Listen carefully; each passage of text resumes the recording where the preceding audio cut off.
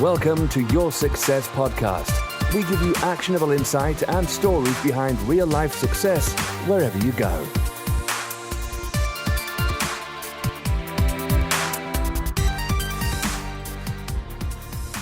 Welcome to Your Success Podcast. I'm Angelos, and today I'm joined by Siam Kidd. So Siam's a full-time investor and trader of both, and owns 7 profitable businesses and learned how to trade simply through hard trial and error. Siam has accurately called many crypto moves, which has made his community profits, but his personal best to date is the 2015 Black Monday crash, where he managed to make over £422,000 in 30 minutes, which is not bad going. In more recent times, Siam accurately called the January 2018 Bitcoin crash, where he sold all his cryptos and then jumped back in the market at the lows, thereby accumulating a far better position. So welcome, Siam. Hey, thanks for having me.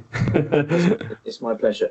So I want to talk to our listeners at home with yourself today about crypto and what the hell is going on with crypto. Because if I can cast everyone's mind back to when you called it, was it late 2017? Mm-hmm. We're talking October, November, December. Everyone was in onto the whole Bitcoin thing. FOMO was being used, fear of missing out. And then it all went a little bit wonky-donkey in the new year. Yeah.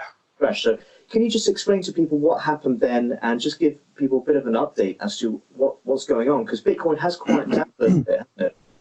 Yeah, so for those of you unaware, Bitcoin was launched in 2009. It was then very quiet. And then, I think 2017 was where a lot more people heard about Bitcoin. And that's mainly due to a crypto called Ethereum. And what Ethereum had was this thing called a smart contract, where you could it's basically programmable money, which is, I guess, the buzz phrase. And the little thing which these smart contracts enabled people to do was to set up projects on them. So you could launch a project, i.e. a business idea, but it'll be like a crypto project, and then raise loads of money through it, et cetera, et cetera. So basically what happened is that thousands of ICO, or initial coin offerings, crypto projects launched, many from the bedroom of teenagers or whatever, and they're raising ridiculous amounts of money in no time at all. I think there's one that raised $30 million in about 24 seconds, and that wasn't even the worst. And then some went on to raise $4 billion in a matter of weeks or months. So what this meant was that there was this massive rush of people going, oh, I don't want to miss out on this train. So every man and his dog was like, oh my God, I'm just going to drop tools, screw the business I'm in. I'm just going to set up any old business, put the word blockchain in front of it, or at the end of it, and then try and raise lots of money. And so that's what happened. And I said from the start, 99% of them were pure bullshit. And so that sort of hype gravy train fell flat on its face around January 2018. And then we saw basically 18 months of, maybe 14 months of crashing, really.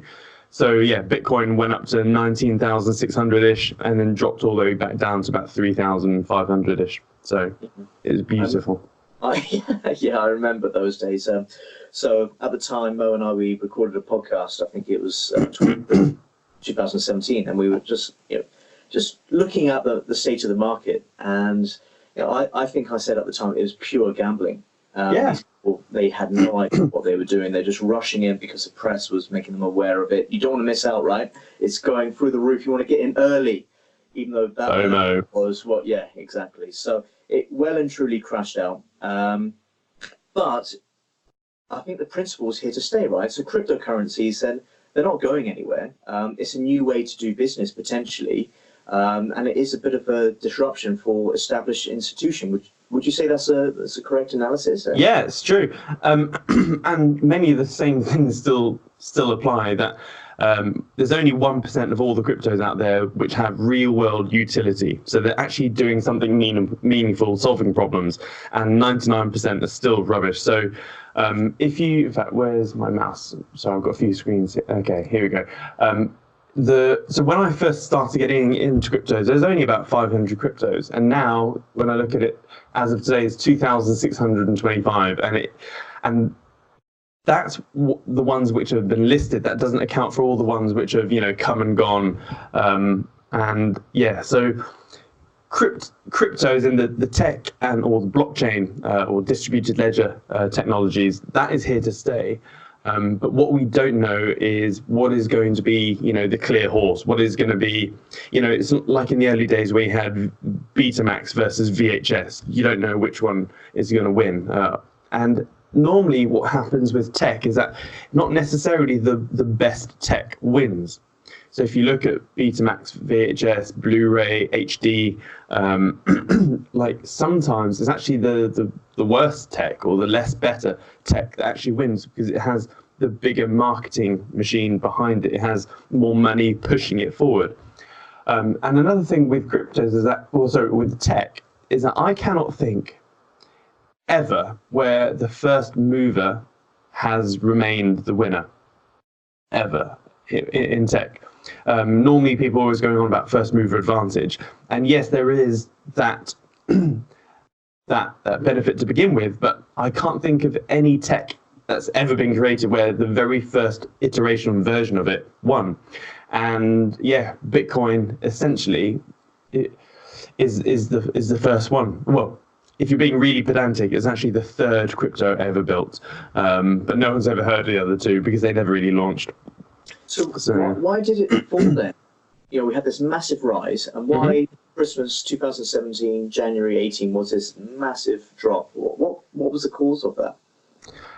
So that's the thing. So markets always move. Well, there's two types of way of analyzing a market. You have technical analysis, which is the study of the charts and looking at chart patterns and all that sort of stuff. And what technical analysis is basically what you're seeing on the chart is every market participant is a graphical illustration of every market participant, all the buy orders, all the sell orders, everything. So the picture shows what everyone is doing at that point in time, and you can see how it's moved up until that point in time. So that's technical analysis. And then you also have fundamental analysis on the other hand, which is the underlying reasons of why stuff moves up and down, etc. Now with cryptos, I've been saying for a long time that because the market is so small, you can't really use technical analysis very well with cryptos, because hell, someone with even $50 million worth of Bitcoin could actually manipulate the chart, him or herself. So you have to use fundamental analysis, i.e. what are the underlying things going on behind the scenes. And unfortunately, you and I, we are the retail market. We are what's called the dumb money, the Muppets. We just don't have enough data. There's so many things going on behind the scenes that I don't know of, you don't know of, and we will never know. And it doesn't surprise me, because when you look at official stats, there's roughly, give or take a few hundred, there's roughly 1,500 billionaires on the planet, and roughly 25 million millionaires on the planet. They're the official stats. If you were to include the black market, so all the drug lords, criminals, etc., you can double both stats. So there's roughly another 1,500 billionaires on the planet, which we have no idea of, which is just nuts. Especially when you really understand how big the word billion really is. So obviously cryptos is like a wet dream for a lot of criminals. And that's why I imagine there's a lot of institutions out there. There's a lot of well-established banks and whatever else, and government, who are very resistant to it, because you can't monitor, you can't police it, and most importantly, you can't tax it, right? Yeah, if you're sophisticated enough that you can move your money into cryptos, move it around, yeah. So it's great for criminals. But going back to the original question of why did it crash? Whenever you have a parabolic move in anything, mean reversion, the market will always revert back to the mean. But also there is, and it's now been proven actually. So it was me sounding like a heretic at some point in 2018. I was saying, the market basically moved without the institutional money, or the big boys. so Bitcoin suddenly got on the radar, and I'm just going to use the term Wall Street. And when I say Wall Street, I'm going to mean all the billionaires, the fund managers, the institutional players, everyone, all the whales basically. And they're like, holy Jesus, what is this Bitcoin thing? We need to get in on that. It's no longer a fad. It looks like it's here to stay.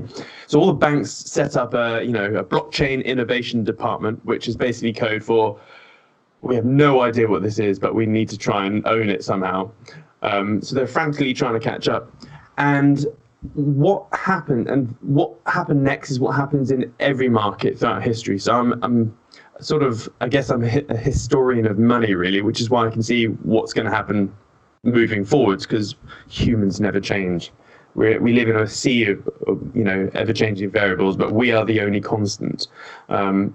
So they're like, okay, well, we want to get in on this, but we're not buying Bitcoin at $20,000. Screw that. So imagine a big bastard bank, Goldman Sachs or whatever.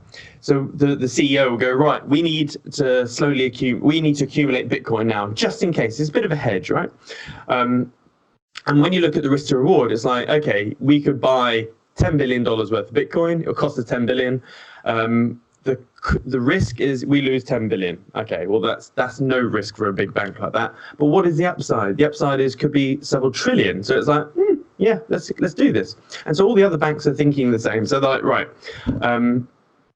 let's buy lots of Bitcoin. And so they would have then got.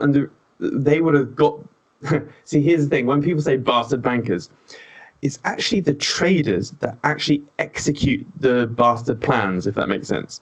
So the CEO got the head trader in and gone, right, I need $10 billion worth of Bitcoin, and if you can get it anywhere below this price, whatever price, you'll get a big fat bonus, and all your traders get a big fat bonus. So guess what?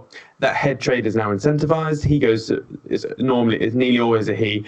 He'll go to his team of traders going, right, this is our new asset. This is our new play for the next 12 months. We need to buy as much Bitcoin below this price. If we can get it below that price, we get $10 million bonuses by Christmas or whatever. So all the institutional traders, they're all after the year-end bonus. So what they then do is, and by the way, they would have been given these directives around probably $10,000 Bitcoin, right? So, and it's quite counterintuitive how you do it, how you would manipulate a market. So people would think, oh no, you just dump the price. No, what you don't, because if you want $10 billion worth of Bitcoin, you're going to put a $10 billion buy order in. You need $10 billion worth of people selling Bitcoin at the same price at the same time. So you need to create the market. So if you just go in and try and buy, there aren't $10 billion worth to be sold. So you have to create the demand. So what they probably most likely would have done is, let's say Bitcoin's at 10,000. They go, right, they start putting lots of buy orders in, start paying journalists, hackers, reporters to promote good news about cryptos. So all of a sudden the price starts going 12,000, 15,000, etc. More buy orders in. And then they see the order flows, right? And some of these banks own crypto exchanges, so they have complete optics and everything. And so yeah, when Bitcoin, is now going through the roof, it's all over the news. Everyone's buying Bitcoin at $15,000, $16,000, $19,000, and all of a sudden, there's enough buy side now. So what they'll then do is sell all of their buy positions. So they would have made a little profit there, and then they would sell heavily into the buy side. So basically, yeah, the dumb money, the public, Bitcoin's gone from 10,000 to 20,000 in like 2 weeks. It's going to be $100,000, in a month's time.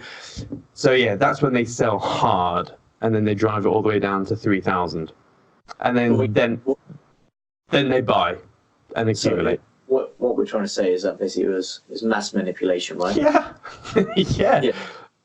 How do you think the Rothschilds got rich originally? Well, that's another podcast. We can talk about that one. Yeah.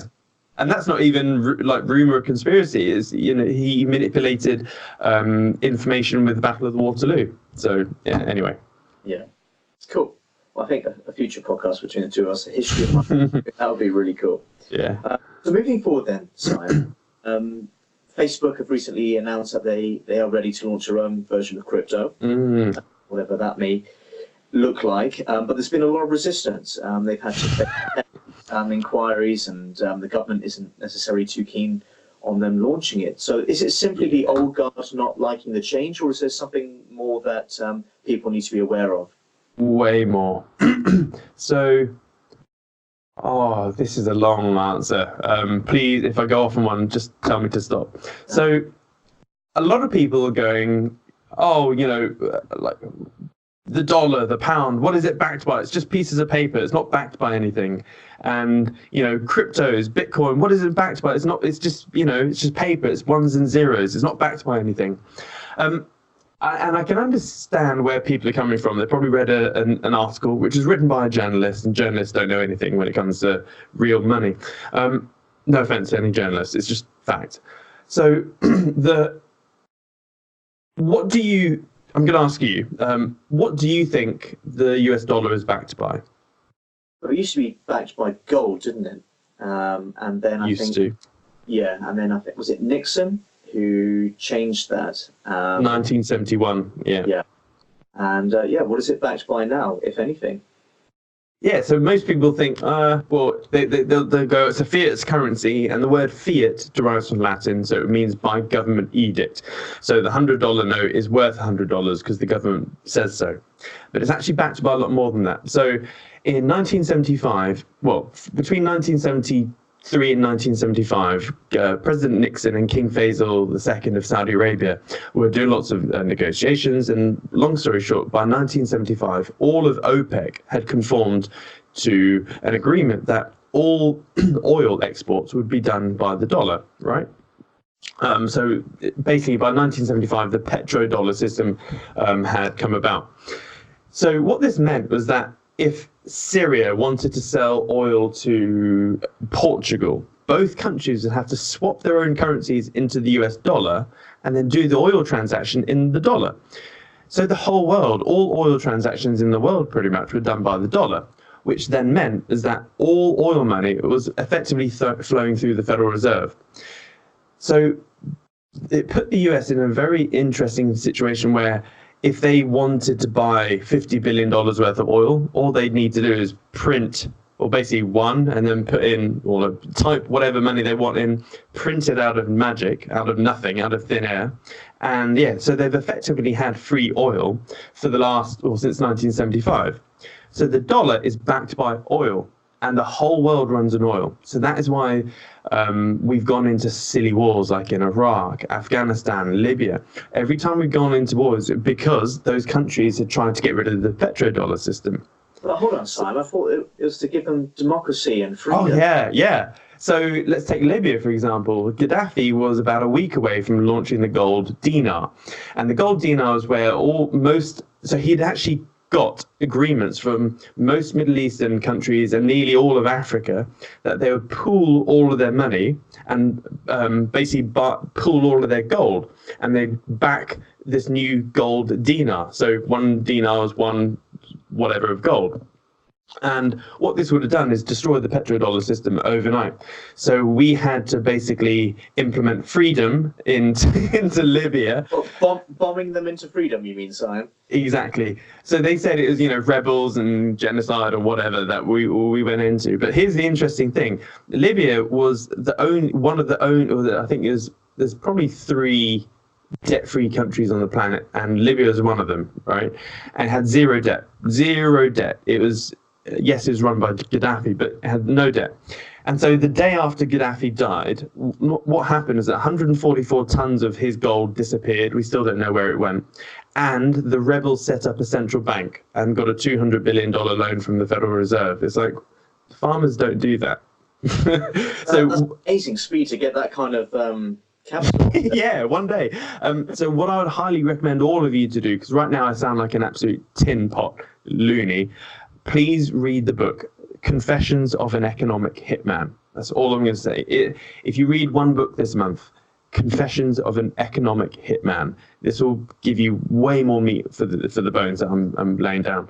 So, so that's the petrodollar system, right? Now, the cryptos Libra, so Facebook's crypto project, completely disrupts all of the petrodollar. So it's worth having a little look at the letters the US government have sent Facebook, saying this is going to upset the strength of the US dollar, and it's going to create a new global monetary system based out of Switzerland. And it's like, well, yeah, no shit. So of course they are pretty scared. War tends to happen whenever the petrodollar's affected. So I can't, obviously they're not going to go to war against Facebook, but they're gonna. I wouldn't be surprised if there's some sort of scandal released about Zuckerberg over the next year or two, like a really scandalous scandal. So. Wouldn't it be ironic? The man who collects data about nearly every citizen on the earth suddenly has data used against him. Yeah.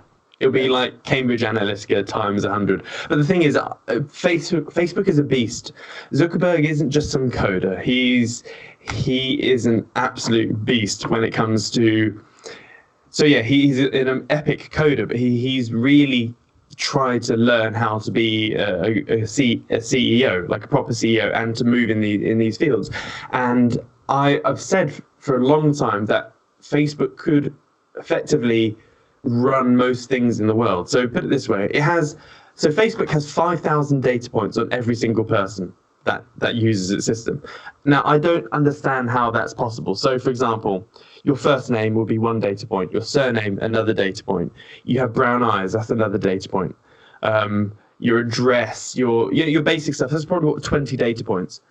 I don't know, how do you get 5,000 data points? I imagine it's going to be behavioral, isn't it? It's going to be how do you this, what kind of search results, what kind of time do you spend on it, what's your average reading thing, all this kind of stuff is great ammunition stroke information for advertising, social profiling and all this kind of stuff, isn't it?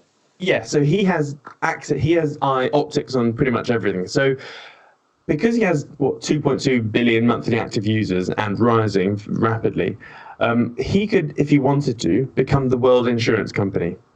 Couldn't he? Like, he has the biggest clout, like buying power that anyone can have. Not only that, he could take out Gumtree and eBay overnight. So they've been slowly working on Facebook Marketplace. So that's been slowly building up. And the thing that gels all of this together is Libra. If you had Facebook coin, all of a sudden, you could very quickly implement the Gumtree eBay eradication. You could have Facebook insurance, all done through Libra, and then all of a sudden you have a current. So it's technically the biggest country on the planet if you're ignoring physical borders, and it just makes sense to have your own freaking currency, doesn't it? Yeah. Like, and then all of a sudden, overnight, it will be the most used currency on the planet, and it will have value. It will be backed by advertisers. So in order to advertise on the platform, you have to use Libra, which means there'll be a constant flow of whatever currency into Libra in order to advertise. So provided that there's no scandal that mysteriously comes out just when they're about to launch the currency, Mark doing some dodgy things with something, I don't know, whatever it is. Do you see it actually launching in the next year or two? No, not in the next year or two. I think there's going to be massive delays. Like, it launched with 19 or 21 partners. So they had a big old picture of like a circle of all its partners: MasterCard, Starbucks, massive organizations. And since then, apparently loads of them have been overtly going, no, we're not linked to them. So they're slowly pulling out. Now, I wonder why. Do you think it's because these other companies had external pressure to abandon? I mean, if you're the government and you wanted to derail this, like, yeah, I mean, put it this way, like, the oil industry is a $2.85 billion per day industry, right? They have resources to do stuff. So this is why Tesla has the biggest shorting campaign against it. Like, Tesla, for example, is getting rid of like ICE cars, internal combustion engine cars, right? And so for every single day that the oil industry can maintain fossil fuel cars on the road, it's making $2.85 billion a day. So it doesn't take much to go, right, let's spend a couple of $1 billion on a PR campaign or, anti-whatever. So, yeah, just read the book, Confessions of an Economic Hitman. I'm going to sound less of a conspiracy theorist here. But the thing is, when you follow the money, you get to the truth. And that's the crazy thing. No one ever follows the money trail, ever. Well, it's quite interesting. I am looking forward to seeing what Facebook comes up with, because like you clearly said, it can disrupt so many different industries. Whether we see it now or not, it will become this massive thing. Very much a monopoly. And I think they'll try and break it up, won't they? The government aren't stupid. They know that it can disrupt a lot of things very, very quickly. So, interesting times. So let's fast forward 10 years, Siam, and see us looking back at these early days. And where do you see crypto headed? Ooh, that's a great question. That is like saying, in year 2000, what will the internet do in 10 years' time? The internet's done everything. It's done everything from online dating to gambling to finance to businesses. Like the amount of new jobs that the internet's created, the amount of new business industries it's created. I've got a couple of businesses that could not work without the internet. So I think cryptos are going to... So whatever you think the internet has done for the planet between year 2000 and 2020, cryptos will have exactly the same impact to the world, if not more. So if you put it this way, the telephone network was a big invention, and that was basically a network of rudimentary communication. If you then look at the internet, the internet was a network of communication and also information and communication, really. Cryptos is the next evolution of that. So it's a network of communication, information, and also value. I.e., you can move money. You can move money with pictures. You can move money with whatever. So it's everything the internet is, except you've got internet money embedded within it. So it's going to be absolutely huge. It's going to bring quite a lot of things that, now with this tech, you can have messaging platforms which are unhackable, like completely anonymous. And the thing that's going to boom cryptos is actually the entity that boomed the internet. So the porn industry, gambling, drugs, and criminals. I think, they're the main things that boomed the internet. And it's those main things, porn, gambling, drugs, criminals, they're going to boom cryptos as well. And then, it's going to push it mainstream. So fast forward 10 years, geez.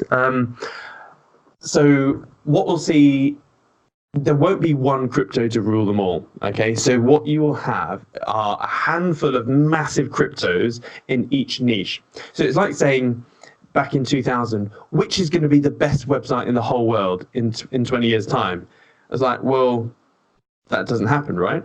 If you go to e-commerce, okay, it's Amazon. If you go to social media, okay, it's Facebook, Twitter, Snapchat, Insta. If you go to, like in every website niche, there's a handful of dominant ones, right? Cryptos will be the same. So if you want private cryptified messaging, there's going to be a handful of cryptos there. If it's going to be decentralized peer-to-peer cryptocurrencies, there's probably going to be a small handful. Bitcoin's probably going to be there. You may have Libra. That won't be decentralized though. But there won't, like a website, there won't be one website which is the best. So that's one thing. Also, by then the world elite would have got their act in order. Well, I say in order. They're probably going to plan as we speak. I don't know, but it's highly probable that we'll see a one world currency. So if you look at so a lot of people think that everything's backed by the dollar. It really isn't. It's actually backed by a thing called the SDR. So the International Monetary Fund, the IMF, has a currency called the SDR, stands for Special Drawing Rights. So the way to explain that is The European Central Bank can print euros, the Federal Reserve can print dollars, the Bank of England can print pounds, well, the IMF can print SDRs. And if you look at over the last 20 years, any major government bailout, any company bailout, any massive bank bailout, they're not bailed out in dollars, they're bailed out in SDRs. So when you say, Greece has been bailed out with $100 billion, not. It was basically $100 billion worth of SDRs. So that is the unofficial global world reserve currency. So the IMF is working with IBM, and they're working on a thing called a DAG, a directed acyclic graph, which is basically a type of crypto which has immense speed and scale capability. And that project's called Hyperledger. Right. So Hyperledger is this super duper crypto which can have unlimited scalability, like instant transactions, almost micro transactions, blah, blah, blah. And so you can just connect the dots. So, OK, IMF is working with Hyperledger. So what's highly likely is they're going to launch, SDR coin. So basically a cryptified version of the SDR. And yeah, so that will, I can see that happening. So I think that'll probably be the main global reserve currency. But Libra, so I'm just going to call it Facebook coin. Facebook coin could be an unofficial global currency, basically for the people.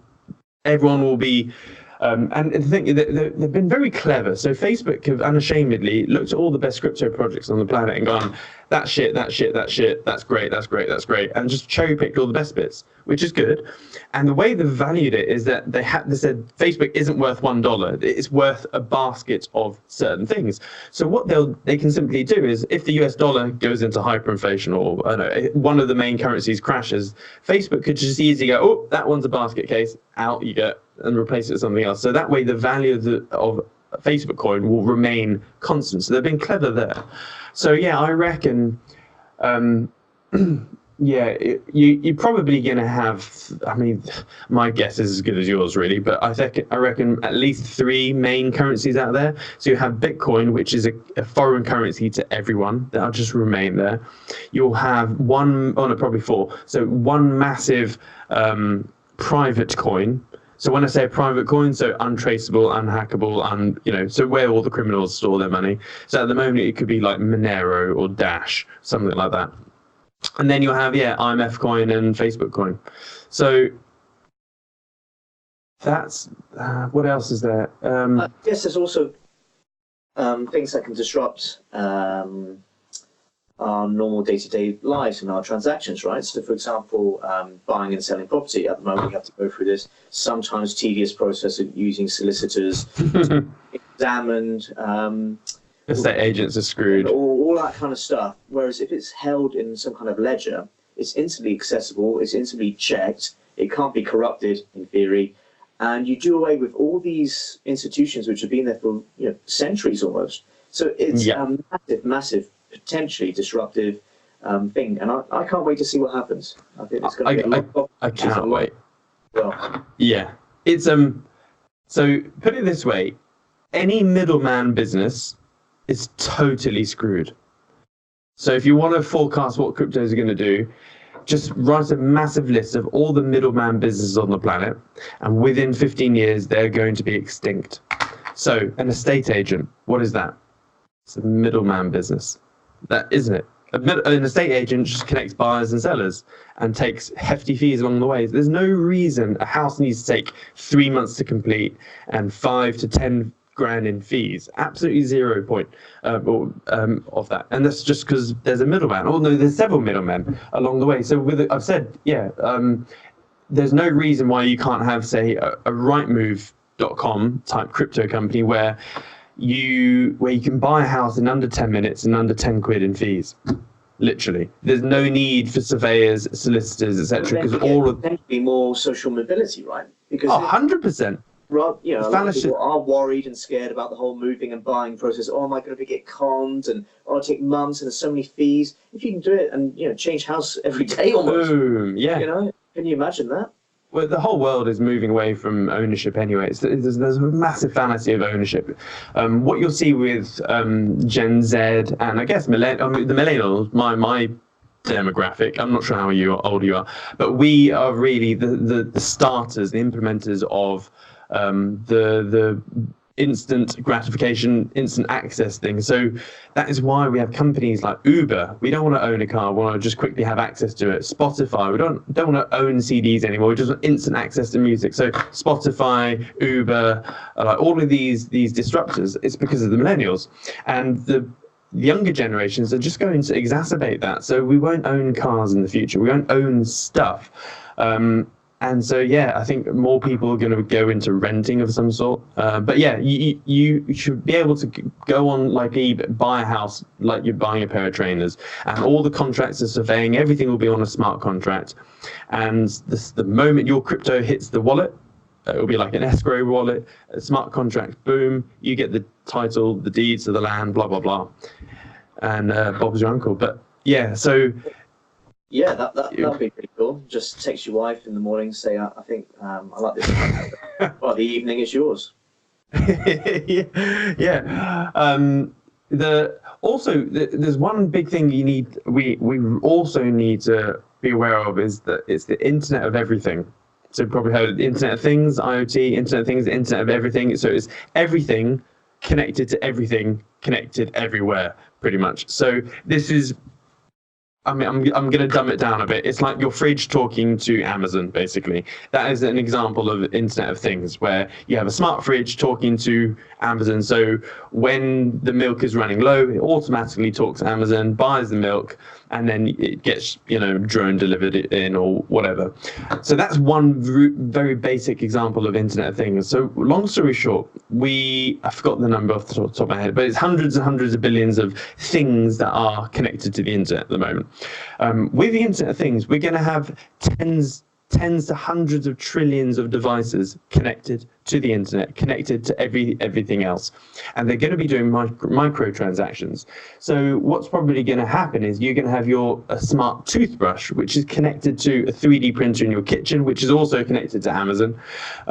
So like your toothbrush is going to be analyzing the saliva of your saliva as you're doing it. Is going to be analyzing what nutrients and vitamins you're lacking. It's going to be sending that information down to your 3D printer in your kitchen. That printer is going to be printing out a Nutri-Grain bar, which will deliver the exact nutrients that you need for that day or that week. That printer is going to be talking to Amazon because it will need refills, etc. Like you're going to have cars, like it won't be long before you can buy a Tesla and pimp out your own Tesla with Elon's robo-taxi thing. So yeah, basically you can buy, Model 3, whatever, and then the 95% of the day you're not using it, you'll be pimping out as a minicab, and it will be earning more than what you're paying the finance. Like everything is going to be talking to everything else. So you need a currency which can interact with everything else. Microtransactions, so less than a penny, stuff like that. You have instant insurance. So when, let's say, you are renting, a car, let's say, whether you're getting an Uber type car or you just want to own a car for a month, let's say, you'll have instant insurance so that you'll only be insured the second you turn the engine on. Or no, the second you open the door, you have the clock running for insurance. And then every minute you are paying a penny to the insurance company or the provider, whatever. And the moment you turn the engine off, shut the door, boom, insurance stops. You need cryptos to do that. You need something which instant transactions. By the way, we already have cryptos out there that do instant transactions, unlimited scalability, and tamper resistant. So yeah, I can go off on one, but cryptos is huge and no one knows it. I can't wait. And I'll tell you what, Simon, we'll speak before then, I'm sure, but in 10 years' time, we'll look back and we'll pick up the highlights of this and say... See how wrong I was. Was it 20 million times bigger than what we even thought it was? And I can't wait to 3D print my own Nutri-Grain bar. I can't wait. It's going off on one, but I think Amazon has got a massive tidal wave hitting it. But the thing is, Bezos, he's a beast as well. And I'm pretty sure he's aware of it, because if you look at let's take Amazon's original model. So he was an online bookstore, right? And then all of a sudden, this new tech came along, which is called electronic ink. And he came across it and thought, that's interesting. Ink that you can read in the sun, basically, with no sun glare, great battery life, blah, blah, blah. So he's like, shit, if this electronic ink thing takes off, it could be the end of my online bookstore. So what does he go and do?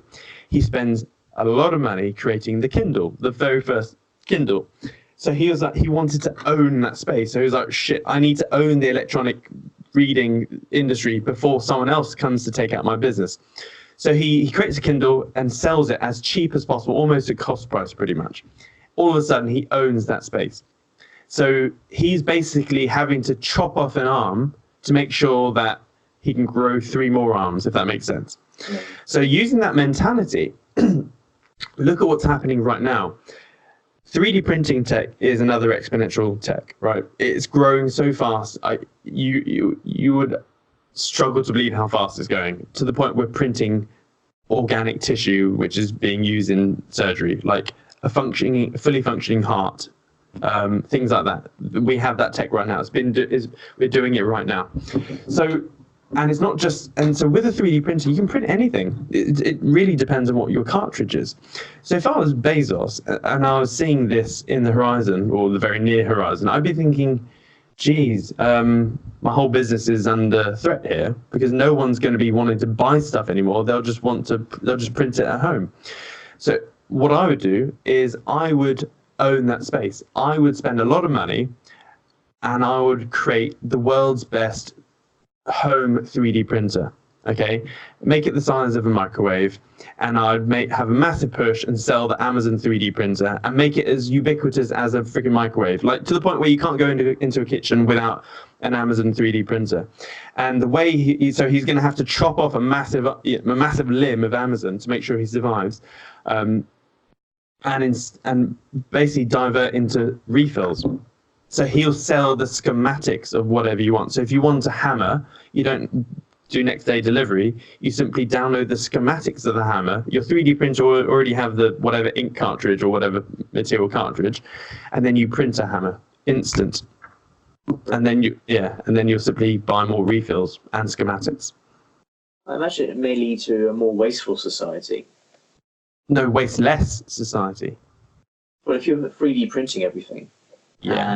I want this, oh, I got more, I got more.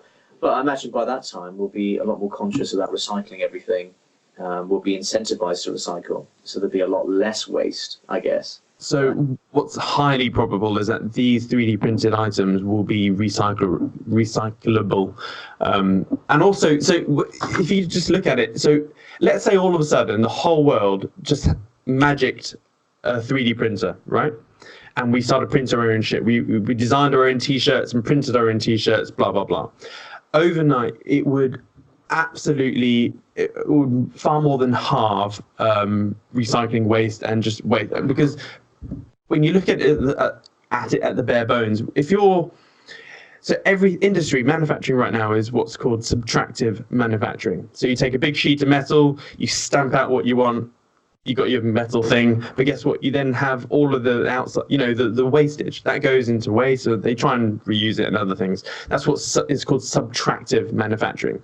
3D printing is additive manufacturing. So you literally only print and you put what you need. So you're using way less materials to create a hammer. So if you're creating a hammer in a factory, it's all done by subtractive manufacturing. So there's going to be shitloads of waste there. Some factories, reuse that, but some don't. So but also, yeah, I'm going off one. Long story short, 3D printing is going to be actually really good for the world. And what you'll see is that companies are going to die because you're just going to design your own shit and print your own shit. Yeah. Shirts, clothes, whatever. I have the feeling that you and I are probably going to have many more discussions about so many different things, because it's always great speaking with you. Just very quick. I always ask every person, what does success mean to you? What does success mean to you, Siam? Oh, so this is a tough one. And some people that probably see me remotely think that I'm obsessed with money. I'm not. Money is simply a stepping stone that helps you do stuff. So I don't have a pen and paper here, but you can probably, I'm just going to use my fingers, right? So you have to understand, my Lord and Savior is Elon Musk, right? I love everything about him. Whether you like him or hate him, you have to, when you fully understand what he's trying to do, it's really, and it's amazing. So the way I see things is that everyone is always worried about thirst, hunger, disease, equal rights, all of these issues, measles, vaccines, like there's so many worldly issues out there which people are really fighting for, animal extinction, etc. Right? And these are really good things, like getting rid of AIDS and malaria and all that, okay? But what people are completely oblivious to is that there's this massive tsunami here called climate change, right? If you don't fix or solve this massive tsunami, everything that everyone's campaigning for is worth jack shit. It's completely irrelevant. There won't be any equal rights if there aren't any humans around. So yes, although curing cancer is great, I've created basically a list of like my priorities of how you can help, or how you can be a helpful human being, so to speak. So the top 3 is basically reversing climate change, then halting climate change, then delaying climate change. They're the top 3. Then there's solving mass animal needs. Then there's solving mass human needs, right? So, and then local animal and human needs right at the bottom. So, for example, I want to help the homeless, right? I have a project which I'm going to be setting up in a couple of years, which will be helping the homeless. But really, when you're looking at it on the scale, helping one homeless person off the street, getting back into life and rehabilitating back into life, that of this scale is right at the bottom. It's very worth doing, but it's at the bottom of the scale, right? Solving cancer, right? That would be epic. For millions of people around the world, but still it's pretty low on this list of what's actually relevant, for humanity in the long run. So the top 3, reversing, halting, and delaying climate change, we don't have solutions for any of these things, absolutely none. So we have, we've probably got only there's probably about 4 solutions so when you take all of environmental and climate change scientists, the brightest minds on the planet, we've got 4 solutions to simply delay climate change. And that's just to delay it by 50 to 100 years. And that, like, one of them is building an underwater wall around the North Pole and South Pole. Like, how much is that going to cost? It's going to be like hundreds of trillions of dollars. It's just not going to happen. Another one is refreezing Greenland. So if you basically, I think this one's been priced up at around $500 billion. I think it's going to be a lot more than that. Basically, if you cover Greenland, 10% of Greenland in seawater pumps, so you basically pump seawater over the land, hoping that during the winter it freezes, and they're hoping to add an extra inch of ice to Greenland every year by doing that. But you have to... Doesn't salt water freeze at a lower temperature? Yeah, so there's other things you have to do with that as well. So, and all of these are simply kicking the can down the road. These are solutions that kick the can down the road. So success for me, so going back to your original question, I'm going off on one here.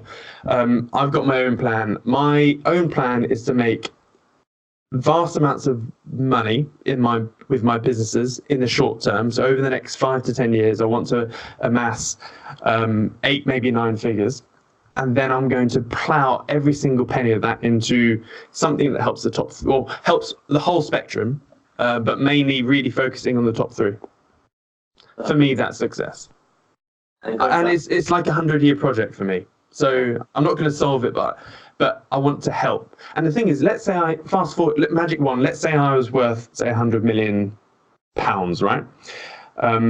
I wouldn't be able to do much on my own. But what I could then do is go, right, I can set up a project, and I'll put £100 million of my own wealth in, and let's say I'll put 1%, right? And I'll try and find 99 other people to put £100 million in. All of a sudden, you have a nice kitty to do something with. So Well, I hope you succeed with your Siam legacy. Yeah, I wouldn't say legacy. Even if I did this and no one knew about it, it's still worth doing. So, Absolutely. Cool. So one last question: how do people get in contact with you? I'm on Twitter. I'm on YouTube. So type in Siam Kidd on YouTube, and you'll see all sorts of videos about me there. So yeah. Well, thank you so much for your time today, Simon. Yeah, no worries. I know we've gone off on a few tangents. It's always great to hear, because you do need to see all these different things around crypto to understand where it is and how it will evolve in the future. So it's important to give it context. So thank you again. No worries. I'm sure we'll have you back on soon. Sorry for sounding like a nut. Say again? Sorry for sounding like a nutcase. That's fine. Okay, cool. So thank you again, Siam. And we want to know your thoughts at home about crypto. Perhaps you've invested in it. Perhaps you've done well. Perhaps you haven't. We'd love to hear your thoughts on it. Please get in contact at hello@yoursuccesspodcast.com or reach out on Facebook, Twitter, Instagram, Facebook. We're everywhere. And I've been Angelos, and thank you again for listening at home, and see you again on the next exciting podcast. Cheers. See ya. You have been listening to Your Success Podcast. Click subscribe for more incredible content. More details can be found at www.yoursuccesspodcast.com.